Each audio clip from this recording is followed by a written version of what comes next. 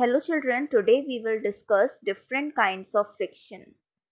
Force of friction is of three kinds: static friction, sliding friction and rolling friction. Let us first discuss about static friction. Suppose you want to push a heavy box. So you are applying force on that box, but the box is not moving because of the force of friction applied by the surface, which is opposing the motion. Then you increase your force and again try to push it. But each time your force is balanced by the force of friction, due to which the net force becomes zero and box doesn't move. This way you will increase the force exerted by you to overcome the force of friction. Then there will be a stage when the force of friction will reach its maximum value. This is the maximum friction exerted by the ground, after which the box will start moving.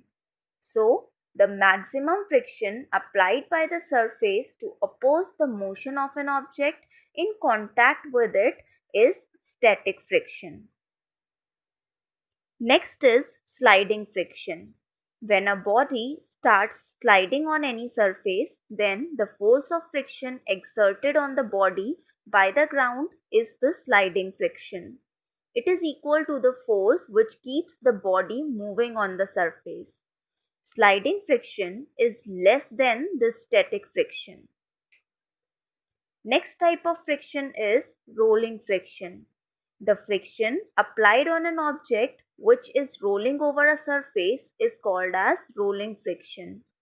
It is the least friction which can act on a body by a surface on which it is rolling.